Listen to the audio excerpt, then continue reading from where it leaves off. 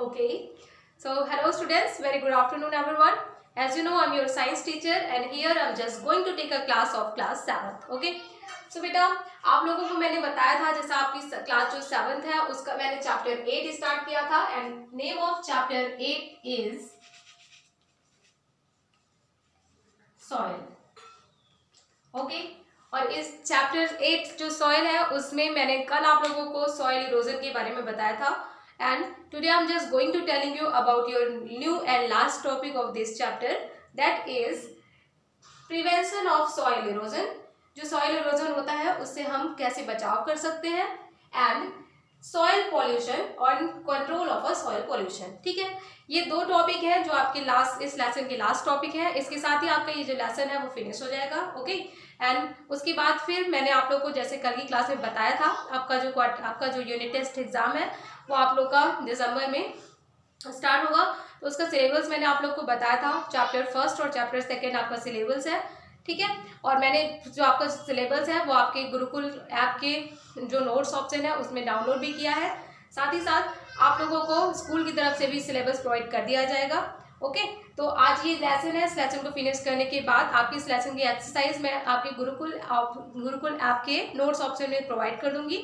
और कल से आप लोगों की रिवीजन क्लास होगी, तो ज़्यादा से ज़्यादा बच्चे रिवीजन क्लास में ऑनलाइन क्लास में आप ज्वाइन करिए. साथ ही साथ मैं आपका रिवीजन टेस्ट आपकी वर्कशीट में भी सेंड करूंगी, तो बच्चों को वर्कशीट आप लोग को देखना है और वो जो रिवीजन टेस्ट मैं लूँगी वो सारे क्वेश्चन आपको अच्छे तरीके से लर्न करके कॉपी हमको सेंड करनी है. ओके, तो this is your work which is I am telling you.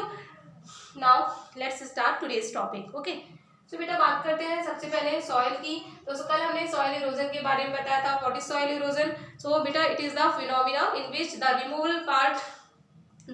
Removal of a upper part या fertile layer of the soil is happened. है ना, किसी भी मतलब जो मिट्टी होती है, मिट्टी की जो अपर लेयर होती है वो फर्टाइल होती है. उसमें ह्यूमस एंड जो मतलब मिनरल्स होते हैं जो कि मिट्टी को या सॉइल को अधिक फर्टाइल बनाते हैं, अधिक उपयोगी बनाते हैं ताकि कोई भी प्लांट उसमें अच्छी तरीके से ग्रो हो सके. है ना, तो वो जो लेयर होती है सॉइल की वो किसी भी बहुत स्पीड मूवमेंट में आने वाली फ्लड या फिर साइक्लोन, इससे क्या हो जाता है, अपर लेयर की जो सॉइल होती है वो क्या हो जाती है, रिमूव हो जाती है ना. इसी प्रोसेस को अपन क्या कहते हैं, सॉइल इरोजन कहते हैं. Clear? So it is very necessary कि we have to prevent our soil from soil erosion. Okay, so we can take a following step to prevent our soil.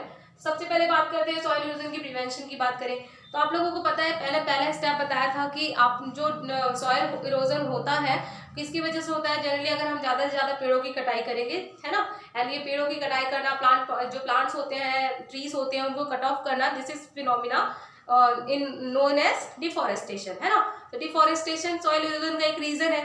तो अगर हम लोग डिफॉरेस्टेशन ना करें, डिफॉरेस्टेशन की जगह ज़्यादा हम क्या बनाएं, हम पेड़ लगाएं. है ना, तो ज़्यादा से ज़्यादा जब हम पेड़ लगाते हैं इस प्रोसेस को क्या कहा जाता है, एफॉरेस्टेशन या रिफॉरेस्टेशन कहा जाता है ना. रिफॉरेस्टेशन मतलब अगर हमने बहुत सारे अमाउंट में क्या कर दिया है, प्लांट को क्लियर कर दिया है, पेड़ों को कट ऑफ किया है ना.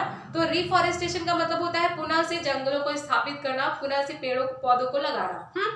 एंड एफॉरेस्टेशन मतलब होता है ज़्यादा से ज़्यादा you planted more and more plants. ठीक है, तो सॉइल इरोजन से बचने का सबसे पहला जो अपन लोगों का मेथड है या जो हम लोग पहला कदम उठा सकते हैं, first step we have to take, that is afforestation और रिफॉरेस्टेशन. क्लियर? एफॉरेस्टेशन रिफॉरेस्टेशन क्या होता है मैंने बता दिया, मतलब प्लांट को लगाना ज़्यादा से ज़्यादा और जंगलों को फिर से बसाना, दैट इज द रिफॉरेस्टेशन. इसमें ज़्यादा से ज़्यादा उसमें पेड़ लगाना. ठीक है, तो ये एक मेथड है जिससे हम क्या कर सकते हैं, सॉइल इरोजन को से बच सकते हैं. ओके, उसके बाद सेकेंड थिंग है, कल हम लोगों ने देखा था कि जो और एक रीजन होता है सॉइल इरोजन का, अगर हम लोग ने अपने पेट्स जो हमारे एनिमल्स होते हैं उनको हमने फील्ड में छोड़ दिया. फील्ड में अगर हमने उनको छोड़ दिया तो वो क्या करेंगे, अपने मन से ज़्यादा ग्रेजिंग करेंगे. ग्रेजिंग करने की वजह से प्लांट को वो रूट जो होगी प्लांट की वो पूरी तरीके से डिस्ट्रॉय हो जाएगी, मतलब जमीन से वो उसको ईट कर लेंगे, तो रूट भी लूजली हो जाएगी, स्मूथ, फिर जो सॉइल होगी वो भी स्मूथ हो जाएगी. तो आसानी से कोई भी पानी का बहाव उसको हटा सकता है, रिमूव कर सकता है ना। तो हम लोगों को सेकंड क्या हम लोग सोच सकते हैं कि सॉइल इरोजन को अगर हमको बचाना है तो हम लोग को क्या करना पड़ेगा, अपने जो पेट्स हैं, है ना, उनकी ओवर ग्रेजिंग को कंट्रोल करना पड़ेगा, है ना। जैसे हम लोग क्या कहते हैं, कई लोग ऐसे घरों में लोग होते हैं जो पेट्स को रख लेते हैं। जनरली आप लोगों ने भी देखा होगा कि आप लोग के घर में बहुत सारे पेट्स ऐसे ही खुला घूमते हुए रहते हैं, ठीक है। और कई लोग क्या करते हैं, अपने पेट्स को छोड़ दिया और फिर वो कहीं पे भी जा रहे हैं, ओवर ग्रेजिंग कर रहे हैं। ओवर ग्रेजिंग करते हैं, इससे क्या होगा कि ज़्यादा सॉइल इरोजन की प्रॉब्लम तो होगी। इसलिए हम लोगों को अवेयर रहना पड़ेगा, हम लोग को अपने पेट्स को हम लोग को ठीक से रखना होगा, तो ज़्यादा से ज़्यादा वो ओवर ग्रेजिंग ना करें, है ना। ओवर ग्रेजिंग को कंट्रोल करने का मेथड हम लोग को यूज़ करना होगा, है ना। मतलब हम लोग को इसके लिए केयर करना होगा। साथ ही साथ इसके लिए अदर गवर्नमेंट भी जो है, हमारी गवर्नमेंट भी वर्क कर रही है। इसीलिए आगे आप लोगों को पता होगा जगह जगह गौशालाएं बन रही हैं, ताकि जो ऐसी काऊ है या गाय जो पेट्स हैं वो अगर इधर उधर घूम रहे हैं तो उनको क्या है, जो गवर्नमेंट है उनके प्रोटेक्शन के लिए भी जगह जगह चीज़ें बना रही है, ताकि ये सारे जो नेचुरल डिजास्टर्स होते हैं वो ना हो पाए, ठीक है। और ये जो ओवर ग्रेजिंग है, सॉइल पॉल्यूशन, सॉइल का मतलब जो इरोजन है वो भी ना हो पाए, ठीक है। इसके बाद बात करते हैं, थर्ड है सॉइल इरोजन से बचने के लिए, वो क्या हो गया, बीड डैम। देखिए आप लोग को मैंने कल बताया था, जैसे जो सॉइल इरोजन जनरली कैसे होता है, मान लीजिए कोई नेचुरल डिजास्टर आ जाती है, ठीक है। तो नेचुरल डिजास्टर का बस तो हम लोग पे है नहीं, ठीक है, लेकिन हम लोग क्या कर सकते हैं, कोई ना कोई सावधानी रख सकते हैं जिससे कि नेचुरल डिजास्टर अगर आता है तो उससे हम लोग क्या कर सके, बच सके, ओके। तो क्या होगा, नेचुरल डिजास्टर जैसे फ्लड है, तो इसको फ्लड्स को बचाने, फ्लड से बचने के लिए हम लोग क्या करना पड़ता है, ज़्यादा हार्म ना हो, ज़्यादा कोई भी हजार्डियस कंडीशन ना हो, इसके लिए क्या किया जाता है, डैम का फॉर्मेशन किया जाता है। रिवर्स में जनरली होता क्या है कि पानी अगर रिवर्स में बहुत ज़्यादा आ गया, उसका कहीं हम लोगों ने अलग से स्टोर नहीं किया, तो वो क्या होगा, पानी जैसे बहुत ज़्यादा मात्रा में रेनिंग होती है तो ऑब्वियसली उसमें फ्लड आएगा, है ना। तो इससे बचाव के लिए हम लोग क्या कर सकते हैं, पानी को हम लोग एक बड़े बड़े डैम बना करके क्या कर सकते हैं, फिल कर सकते हैं, उसमें स्टोर कर सकते हैं, ताकि फ्लड ना आए। और फ्लड नहीं आएगी तो फिर जो सॉइल का यानी सॉइल का जो रिमूवल होगा फर्टाइल लेयर का, वो नहीं होगा, और इस तरीके से भी हम सॉइल इरोजन से बच सकते हैं, क्लियर। फिर बात करते हैं ट्रैश फॉर्मिंग। ट्रैश फॉर्मिंग एक बहुत ही इंपॉर्टेंट फिनोमिना है बेटा। ये जनरली हिलीज एरिया में होता है। जो हिलीज एरिया होती है, पहाड़ी नुमा क्षेत्र होते हैं बेटा, वहाँ पे क्या रहता है, जो वहाँ पे पर्टिकुलर पर्सन रहते होंगे, पॉपुलेशन जो वहाँ की रहती है, वो जनरली क्या करती है, पहाड़ों में सीढ़ी नुमा, ट्रैश मतलब क्या होता है, सीढ़ियाँ, सीढ़ी नुमा क्या करती है, ट्रैश फॉर्म में एग्रीकल्चर करती है ना।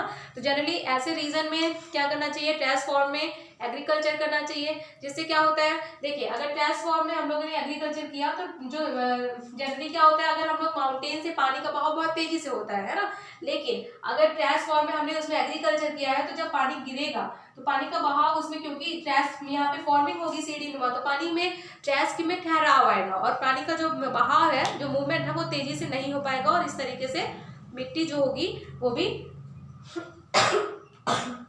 बह नहीं पाएगी। बात समझ में आई। तो ट्रैश फॉर्मिंग इसी को कहा जाता है, जनरली हिली रीजन्स में होता है, ठीक है। So this is all about the prevention of a soil erosion, ठीक है। अब इसके बाद फिर आपका नेक्स्ट टॉपिक क्या है बेटा, वो क्या है, सॉइल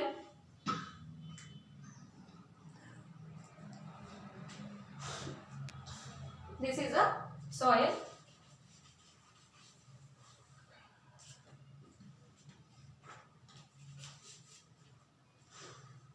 पॉल्यूशन, ठीक है। अब देखो सॉइल पॉल्यूशन का हमारा ये टॉपिक फिनिश हो गया है। अब हम ये टॉपिक आपको बता रहे हैं सॉइल पॉल्यूशन। तो बेटा soil pollution is a very common topic, सारे बच्चे जानते होंगे, है ना। जो मिट्टी में अगर हम लोगों ने कोई ऐसी चीजें डाल दी ज़्यादा से ज़्यादा मात्रा में जो कि मिट्टी की उपजाऊ क्षमता यानी उसकी फर्टिलिटी पावर को घटा रही है, या फिर हो सकता है उसके मिनरल्स को डिस्ट्रॉय कर रही है, तो इस तरीके की जो प्रोसेस होती है उसको सॉइल पॉल्यूशन कहते हैं, okay. Now what is the reason of a soil pollution. तो बेटा इसके रीजन है, अगर मान लीजिए सबसे पहले एसिड रेन के बारे में बोल रहा है ना। अगर हम लोगों ने ज़्यादा से ज़्यादा क्या किया है, जैसे ऑटोमोबाइल्स होती है ना, इंस्ट्रूमेंट्स होते हैं, इसके बाद जो कार व्हीकल्स हो गए, ऑटोमोबाइल्स कंपनीज से जो पॉल्यूटेंट निकलते हैं, ठीक है, जैसे मोटर व्हीकल से जैसे कार्बन मोनोऑक्साइड हो गया, कार्बन डाइऑक्साइड हो गया, सल्फर डाइऑक्साइड हो गया। बेटा ये क्या होते हैं, कार्बन डाइऑक्साइड, सल्फर डाइऑक्साइड, ये क्या करते हैं, ये एक तरीके से पॉल्यूटेंट होते हैं जो प्रदूषक के रूप में यानी पॉल्यूशन फैलाने के फैक्टर होते हैं, है ना। ये क्या करते हैं, जब रेन होगा, पानी गिरेगा, तो ये पानी के साथ में रिएक्शन करके एसिड का फॉर्मेशन करते हैं। तो एसिड का फॉर्मेशन करेंगे, कार्बोनिक कार्बोनिक एसिड बनेगा, सल्फ्यूरिक एसिड बनेगा।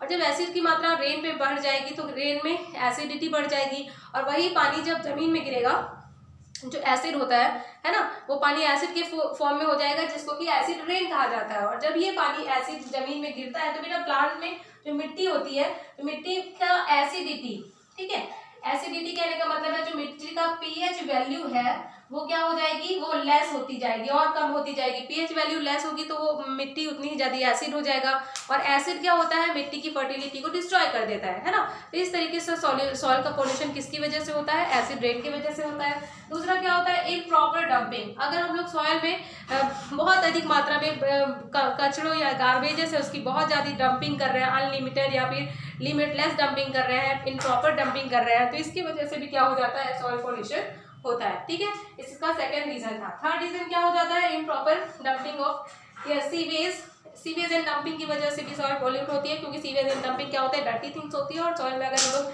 ज्यादा से ज्यादा इसको मिलाएंगे तो क्या होगा, वो सॉइल हमारी पॉल्यूटेड होगी। ठीक है, अब उसके बाद लास्ट वन है क्या, use of chemical fertilizers and pesticides. किया बेटा, अगर केमिकल फर्टिलाइजर और पेस्टिसाइड्स का अपन यूज करते हैं तो क्या होगा, इसमें जनरली केमिकल्स अगर हमने सॉइल में यूज किया ज़्यादा से ज़्यादा तो सॉइल की में उसकी फर्टिलिटी पावर क्या हो जाएगी, वो थोड़ा सा मतलब अधिक केमिकल्स जनरली का, ज़्यादा से ज़्यादा केमिकल का अगर हम यूज़ करेंगे तो क्या होगा, यहाँ पे सॉइल टॉक्सिक हो जाएगी। और सॉइल अगर टॉक्सिक हो जाती है, केमिकल की मात्रा अधिक बढ़ गई उसमें, तो फिर जो उसमें हम प्लांट ग्रो कराएंगे बेटा, तो वो प्लांट में जो हमारा जो फ्रूट मिलेगा, जो हमारा जो प्रोडक्ट मिलेगा, वो भी उसमें भी केमिकल की मात्रा अधिक होगी। क्यों अधिक होगी, क्योंकि बेटा सॉइल जो प्लांट जो होते हैं वो प्लांट की रूट से सॉइल में मिनरल्स जो डिजोल्व होते हैं, जो वाटर डिजोल्व होता है प्लांट की रूट से, वही मिनरल कहाँ जाते हैं, प्लांट्स के अदर पार्ट पे जाते हैं, है ना। तो अगर मान लीजिए हमने सॉइल में अधिक मात्रा में केमिकल फर्टिलाइजर डाल दिया है तो क्या होगा, ये केमिकल फर्टिलाइजर रूट के थ्रू प्लांट के लीव्स और अदर पार्ट में पहुंच जाएंगे, और वही चीज़ अब हम खाएंगे तो वो हमको भी नुकसान होगा, हमको भी हार्मफुल होगा, साथ ही साथ अदर एनिमल्स को भी हार्मफुल होगा। ठीक है, तो इस तरीके से जो सॉइल है पॉल्यूशन फैलता है। सॉइल पॉल्यूशन के ये 4 मेन क्या है, रीजन है, इसको आपको पता होना चाहिए। अब इसके बाद इसका हम कंट्रोल कैसे कर सकते हैं, तो कंट्रोल करने के लिए सॉइल पॉल्यूशन को सबसे पहले है, क्योंकि जो एसिड रेन होती है वो पॉल्यूटेड की वजह से होती है, तो हम लोग को कोशिश करना है कि ज़्यादा से ज़्यादा हम क्या करें, ये जो पॉल्यूटेंट है जैसे ऑटोमोबाइल है, व्हीकल्स है ना, इनका हम कम यूज़ करें ताकि ये एसिड रेन का कारण ना बन सके, है ना। और इनकी जगह में हम लोग बायोगैस का यूज़ करें ताकि जो पॉल्यूटेंट है वो फॉर्म ना हो, पॉल्यूटेंट फॉर्म नहीं होंगे तो एसिड रेन का भी फॉर्मेशन नहीं होगा, और एसिड रेन नहीं होगी तो सॉइल भी पॉल्यूटेड नहीं होगी। दूसरा क्या बोल रहा है, इम्प्रॉपर डंपिंग एंड गार्बेजेस और सीवेज की, तो इसके लिए ड्रेन्स बनाए जाते हैं, सीवेज ट्रीटमेंट सिस्टम होता है, गवर्नमेंट के थ्रू चलाया जाता है। इसके अलावा और भी जो इसके सेक्टर से जुड़ी इंडस्ट्रीज हैं, है ना, तो ये सीवेज को ट्रीट किया जाए, इसी साथ जो गार्बेजेस होता है उसको प्रॉपर डंपिंग की जाए, उसका ह्यूमस बनाया जाए। इससे ह्यूमस बनने से क्या होगा कि मिट्टी की फर्टिलिटी ही बढ़ेगी, बल्कि बढ़ेगी, साथ ही साथ हमारा जो सॉइल है वो पॉल्यूटेड भी नहीं होगा। ठीक है, इस तरीके से सॉइल पॉल्यूशन को हम लोग कंट्रोल कर सकते हैं। साथ ही साथ पेस्टिसाइड्स और केमिकल फर्टिलाइजर जो है उनकी जगह पे हम लोग बायो फर्टिलाइजर्स का यूज़ करें। बायो फर्टिलाइजर का यूज़ करने से क्या होगा, बायो फर्टिलाइजर सॉइल के लिए भी मतलब हार्मफुल बिल्कुल नहीं होते हैं, साथ ही साथ ये प्लांट्स के लिए और एनिमल्स के लिए भी काफ़ी फायदेमंद होते हैं। इसके साथ ही जो सॉइल की फर्टिलिटी को भी ये इंक्रीज करते हैं, है ना। तो हम लोगों को बायो केमिकल्स, बायो फर्टिलाइजर्स का यूज़ करना चाहिए ताकि हम लोग सॉइल को बचा सकें, सॉइल को पॉल्यूट होने से बचा सकें, साथ ही साथ हम लोग को अच्छे प्लांट ग्रोथ भी मिले, है ना। So this is all about of my today's class. Okay, आपका इसके साथ ही आपका ये चैप्टर फिनिश हो गया है। आपको इस चैप्टर की एक्सरसाइज एंड क्वेश्चन आंसर मैं नोट्स ऑप्शन में आपको सेंड कर दूंगी, आप वहां से देख लीजिएगा। कल से आपको जो रिवीजन होगा वो मैं स्टार्ट करूंगी। Okay, so this is ending of my today's class.